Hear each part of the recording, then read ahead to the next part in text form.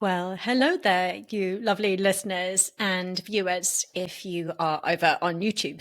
Different kind of episode today, and that it's you, me, and the spirit of Ray Bradbury, who is one of the writers who's really informed my writing process. And so I wanted to share some of his advice with you today, coming through in his spirit, as seen in his books, Zen and the Art of Writing. And also there's a fabulous video online with him called An Evening with Ray Bradbury, both of which I will include in the show notes.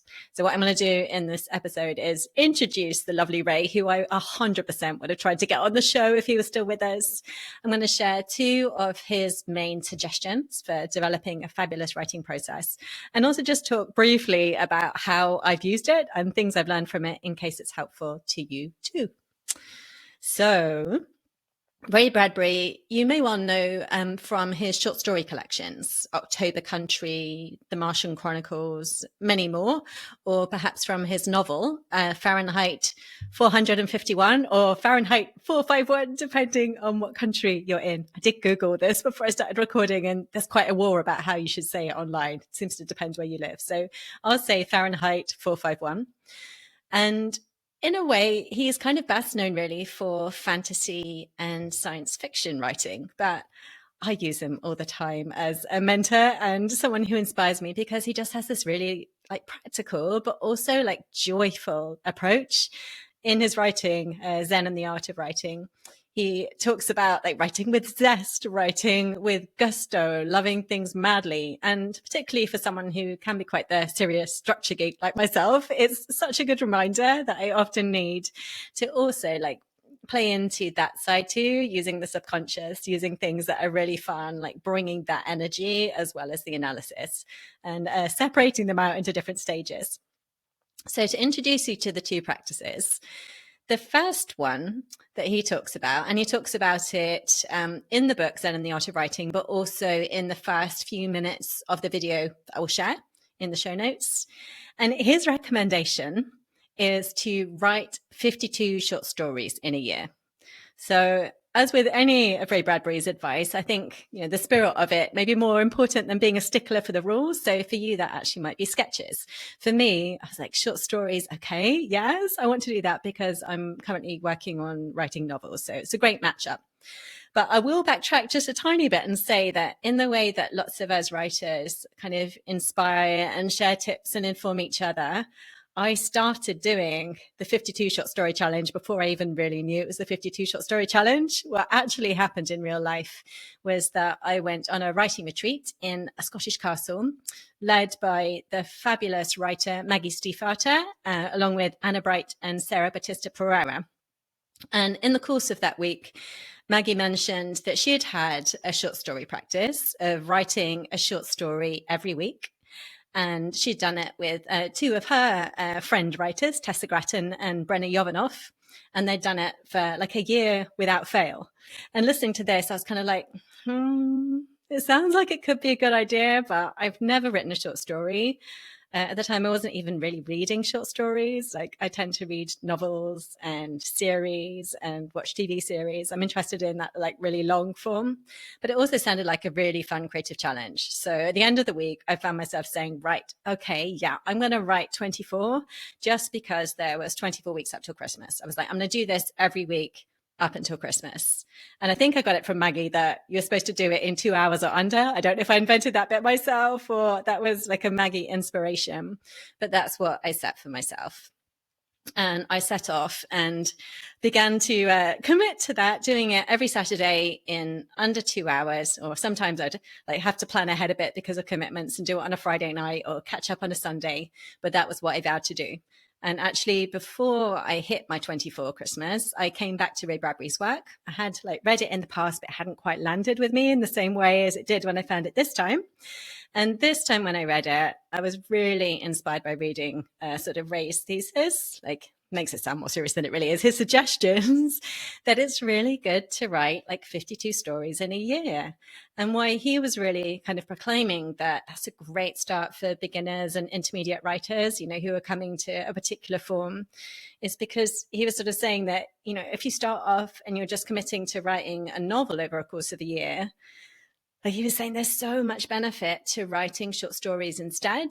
or as well as, if you can manage both, but because then you're really developing your craft, you're looking for ideas, you're learning metaphors. So on a really practical level, it's useful. And you get that like quality that comes through great quantity. And also he was saying psychologically, it's really helpful because at the end of a week, you'll have done something. And I certainly felt that benefit. Like at the end of the 2 hours, the first few weeks, honestly, I was quite frustrated because I was like, this is a mess. I wasn't able to do what I wanted.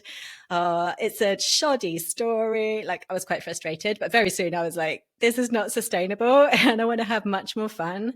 And so I kind of flipped my mindset to it being an experiment that I was going to do. It's going to be a really imperfect story, but I was going to call it done at the end of 2 hours in that first form. And actually then there came this great satisfaction with like starting with a blank page and then having made something, realize some kind of ideas, something story shaped at the end of the 2 hours. So I think Ray really was right on both the practical level and the psychological level for me. And I finished that 52 story challenge last July. And I 100% recommend it. I've actually talked about it with lots of different writers and even some guests who said that they're going to do it too. And what I want to share before I move on to Ray's second point, what he calls kind of writing hygiene, is a few things I think made it really doable for me. They'll be different for everyone, but if they help you, great. And a few kind of ways that I thought about just getting started. Again, there's no right way. I was totally fangling around in the dark in the beginning, but Ray's got some suggestions, which I will thread in as well. So at the end of the 52 short stories, I did actually immediately sit down and write like a short captured like 10 things I've learned from doing it, which I will also put in the show notes because I knew that I would forget like what it actually felt like and what helped me. And some of the things were things that I've already mentioned. Like it did actually help me committing to 24 to start with and then extending to 52. It did help me having that 2 hour container because it made it super doable. Might be different for you, but for me, that was the difference between able to doing it every week and feeling like, oh my gosh, if it's this big, like 6 hours commitment and I have to write a perfect story, there's many weeks where I just wouldn't have been able to achieve it with all my other life priorities and work. I needed it to be doable. I needed it to be contained. Other things that really helped, and you can read these in more detail in the post if you want to, is like just constantly trying to make it as doable as possible. So some weeks I didn't even have 2 hours. I had like 45 minutes and I'd be like, I'm going to write 100-word micro story. I'm going to do this. Whatever kept me moving forward had to be good enough. Even though like I used to be incredibly perfectionistic about different things. I've worked on that tons. I wouldn't say that I am so much anymore, but certainly with a challenge like this, like there was just no space for that. It was just like, it's going to be really imperfect. There's going to be loads of things that don't work. But actually it was super comforting to know that there was always going to be, or nearly always going to be, another week. I'd be like, okay, that didn't work this week, but there's another week. I'll try something different next week. The other thing that really helped me was seeing it as an experiment. And it was incredibly fun to just think I could try anything for a week. I could try writing in second person. I could try writing from the point of view of a building. I could like take inspiration from what was happening around me, whether that was Valentine's Day or Christmas. And Ray Bradbury definitely in the book talks about like dredging your subconscious. And it's really fun, like when you're having to write that fast and in that contained a time, how much the subconscious comes and helps you out. Because when I think about that, for an example, the Christmas story, I was like, oh, it's Christmas coming up. Maybe I'll write a Christmas story. I set off like at the beginning of my 2 hours, I had an image that came into my mind and I just started following it. And as I was following it, I was trying to think of making Christmas associations. And by the end, I was like, that's kind of odd story, not very Christmassy. But like when I come back and read it, oh my goodness, my subconscious has completely filled in many things that I think and feel about Christmas. So it probably doesn't look like it on the surface. It's not your usual Christmas story, but it totally makes sense to me and my subconscious. And that was not something that I'd like written and planned out and thought. That was just like my subconscious helping me out on the fly to make something that had threads of Christmas from my point of view. Other weeks, I would pick something that had just like I'd heard or had happened. Like one week, really like one night, my husband said to me, it seemed kind of out of the blue, I don't know why. He said, would you still love me if I had snakes for hair? And I'm really terrified of snakes. like just on that really visceral level. I would never harm a snake unless I really had to, like do battle with one. But they make my blood run cold. I'm really frightened of them. And no matter what anyone says, like, oh, they're really warm. It's like, yeah, no, it's nothing to do with sliminess. It's like the eyes, the way they move. Don't like them. So when he said it, I thought about it like for a second, and then I was like, yeah, totally. We'd just cut them off. No problem. And he was really horrified that I just said that I would just cut these snakes off.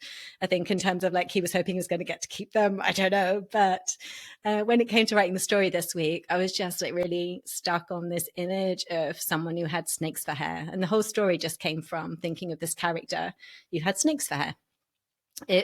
Some of the weeks it was things that I'd seen. I would see like a sign while I was out, or like a really saggy star balloon, and I would combine that with some kind of fun creative constraint around point of view. Or as I did those one with the saggy balloon. I think I did 3 linked 100-word stories, so they had to be 100 words exactly. So it's just a really fun constraint matched with something that snagged my interest. Other weeks I was like, oh, I want to write about Cerberus, the 3-headed dog. I want to write about zombies. And what's really interesting is that I would get different questions, and sometimes people would be like, aren't you gonna like really work on like take one of those and spread it over multiple weeks now though, so you can like send it off to an anthology?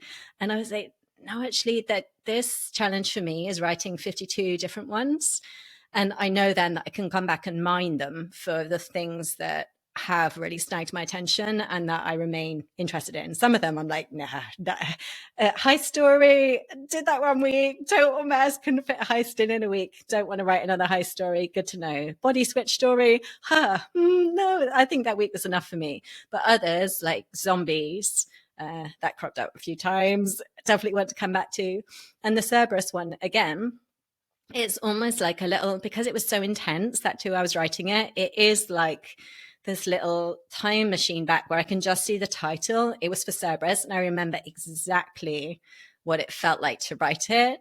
I remember that feeling of like really wanting to write about the 3-headed dog. I remember like starting to type and getting myself in a knot straight away with trying to do the point of view of all 3 heads, and then being like, oh, once again, Danielle, you've bitten off more than you can chew in 2 hours, and like having to zoom the camera out and write it from Hades' perspective so I could see a bit more of the world and what was happening and what might have happened with Cerberus. But I absolutely know if I went back to that story now, it's like, now I'd be so excited to investigate the dog point of view more. So it's a lovely little time machine when I now look at them to be like, that one, that one. Oh yes, I really want to go back to the zombies on the minibus and write what that was like and have them break down. Or, I want to go back to those 2 zombie girls and include a hair washing scene that's like a really gross makeover. I still remember all those feelings and those sparks of interest, and it does really feel like they'd be great to mine with more time. So super fun to bring back to the lovely Ray Bradbury, who will spur you on if you watch his video or read his book, Zen and the Art of Writing. He has a suggestion of writing down lists of things and doing word associations. So writing down 10 things you love madly, or 10 things that you fear, or 10 things that you hate, and then killing them, or writing down different nouns and then using those as a springboard. So absolutely no wrong answer. And I'm sure you would all be full of your own ways to make it fun for yourself. And as I said, I did write a blog post with things that I learned. I won't share all of them. A couple of other things that I'll share is one, I would say it really helps with decision making, because if you're someone like me that loves to play with different possibilities and spin things out, amazing, but it can also like just lead you down lots of rabbit holes, and you can end up working on something for quite a long time, exploring all the different possibilities. And there was just no space for this. It's like decision, decision, decision, even if it was like not time, move on from Cerberus's perspective. Or one time I started it and was trying to do it as a transcript, and I was like, it's super boring, like we need to move on quickly, let's move it over to first person for the AI character. So decisions, decisions, decisions. There's just no time to spin and consider. And obviously, like in a creative process, you might want to put some of that back in, but it was a really good discipline in a good way to have to make decisions.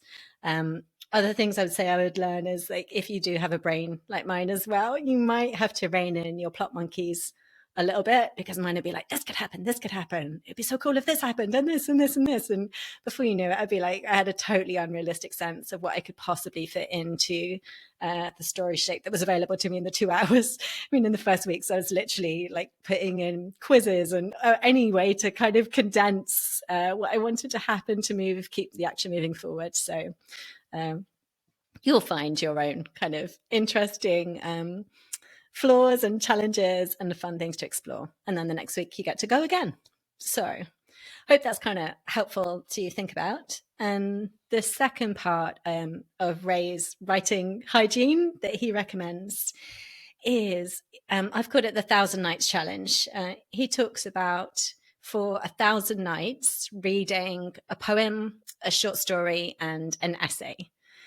So when I started the 52 short story challenge, I hadn't yet started this challenge. Again, I was sort of catching up with myself. And as I got back into like reading the books and thinking how I wanted to apply Ray Bradbury's advice, I think I started the short story challenge in the July, and then I started the 1,000 Nights Challenge in the October. What was great, though, is that by that point then, it was getting me reading short stories plus an essay and a poem. And the kind of reasons Ray Bradbury gives for why this can be fabulous for writers is he's got this lovely description of how it's almost like pomegranate seeds that you're putting into your brain, or that like you're feeding yourself with, that can then like all mix and shake together in interesting ways. And then you can use in your own writing, along with obviously your own life experiences. And I think that's a really fun way of thinking of taking in inspiration. Again, I always do things like in the spirit of it rather than an absolute stickler to the rules. So for poems, I will also include song lyrics. But for you, you might be like, oh, for me, it's not a poem, a short story, and an essay. It actually makes sense for me for it to be, you know, a micro sketch or a this or a that. Like, but what would you want to be putting into your brain on a really regular basis that's going to give you ideas that you can start to shape together? And for fiction writers, like Ray has put the kind of nice cocktail or recipe together, particularly because then you're also putting metaphors into your brain, particularly with the poetry. And also I have to admit, I was not someone who was also reading much poetry at the time. Like my thoughts of poetry, quite outdated, I know, but were sort of linked back to school and how miserable I'd found the experience. And also sort of as someone who really loves story, sort of struggling with some of the sort of more abstract conceptual poetry that I'd read, and probably also like massive fault of my own of not like slowing down enough to read it, just like sort of racing through it and being like, I don't get it. It's kind of boring. So I think I had some quite bad thoughts about poetry. But having engaged with this challenge, and I'm currently like almost halfway through, I'm on night 469, I think it is, as I record this. So getting on for halfway through. It means I've read 469 poems and essays and short stories. And when I originally set out to do the challenge, I think I figured it was going to take me 2.7 years to do, if my maths was right. And what I do is I've got like a little calendar on my website, daniellekrage.com, where I share what I'm reading kind of as a record for myself. And other people have also asked me when doing it, like how to find the material. And I can talk a little bit about that too. I've also, I didn't mention, I've shared my short stories there as well. That was one of the things I put in my things that I've learned, is just that I kind of wish we got to see more first drafts of work where it's appropriate to see, where it is this kind of sketches. Because right back in the castle in Scotland, like both Maggie Stiefvater and Sarah Batista Pereira, like showed me on their laptop scenes that were like more like first draft forms. And it was so comforting to me, honestly, because like we see the finished books, we see the finished products, it looks so marvelous. And it was very comforting to see that their first draft does not look like the finished book either, which might sound obvious, but sometimes you might think, oh God, my first draft is such a mess. I bet everyone else knows what they're doing. But no, maybe we're all kind of figuring it out, or most of us, at least me. So what was I going to say? I was talking about the 1,000 Nights, and then I veered off. And so what I'm coming back to is, ways to kind of keep that 1,000 nights going for yourself. So that's uploaded on the website. The short stories are also put on the website with a little bit of what the inspiration was. So again, you can find those there as resources if you want to, because I think it's really good to like be transparent about our processes and helpful to other writers if we can. Because I know it would have helped me when I was fumbling around in the dark with no writer friends and trying to figure out what books to read and trying to figure out how to improve my prose. So in terms of the poems, the short stories and the essays, no right ways to do it. And probably some of you on your bookshelves already might have access to all of those things, or you might already be doing this kind of practice, but I wasn't. So I did kind of go online and buy myself like a couple of big, cheap essays and short story like compendiums just to get myself going. And then as I went, I started to sort of follow my nose and see what I was interested in and who I might want to read. And in Ray Bradbury's book, he does give lots of suggestions of writers that he recommends for checking out their work, both for essays and short stories. And of course, Ray Bradbury himself written loads of wonderful short stories. So you could do Wes and start with the lovely Ray. Other things I'll mention that were helpful is the poetry one. I did sign up to a website as well that sends you a poem a day.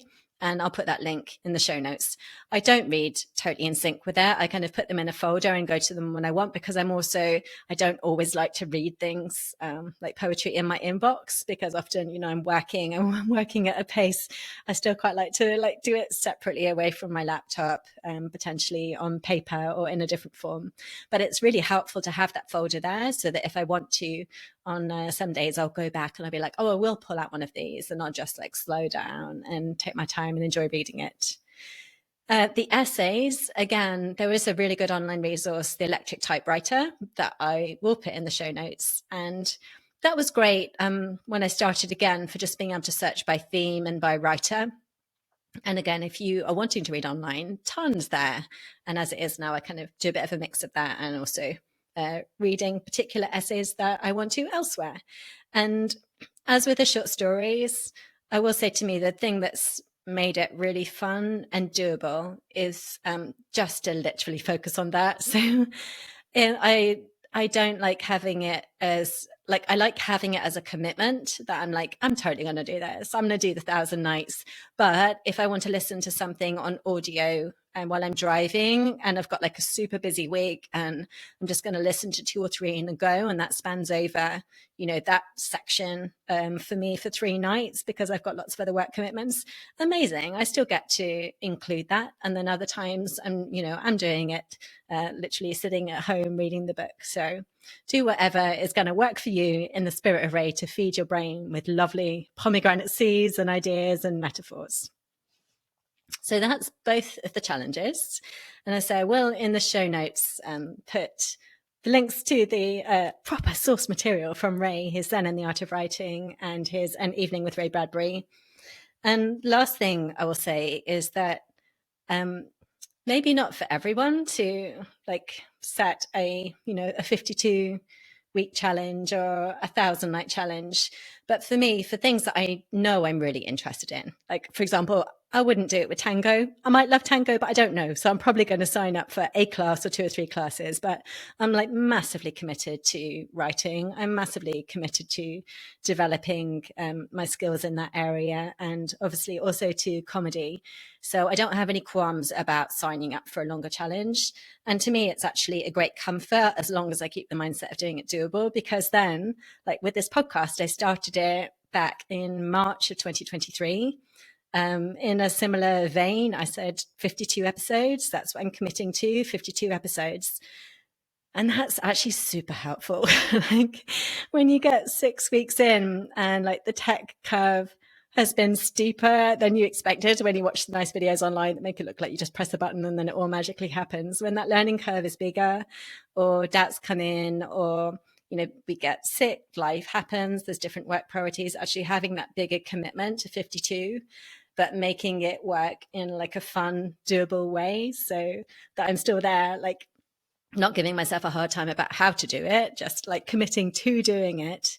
That's been great, I think, in terms of the bigger perspective of it being about learning and growth and meeting other writers and learning from other writers and sharing and having a really fun creative life.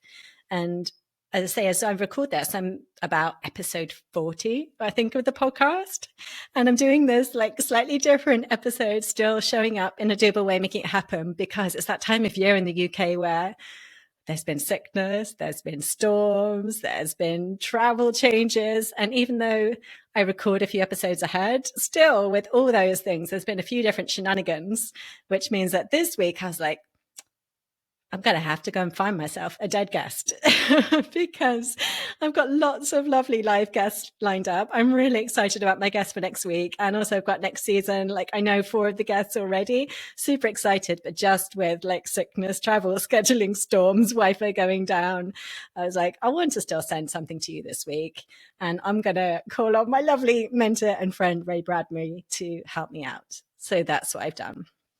And as I sign off here today, I would just love to say, if you have found this episode or previous episodes useful, it would be fabulous if you could do the like, share, subscribe, leave a comment, leave a review type thing, because it does really help the algorithm. I know everyone says it, but it's kind of is the way that other like newer writers too, I don't know, are going to continue to be able to find the show. And I try to make this content as useful as possible for other people. So I do want it to kind of be able to get out in the world and help other writers like me who are looking for those bits of inspiration and advice and conversations to keep them company on their writing journey as we all progress forward, exploring comedy and living our lives. So that would be awesome. I would massively appreciate it. And I appreciate all you listening and watching. Happy writing, everyone.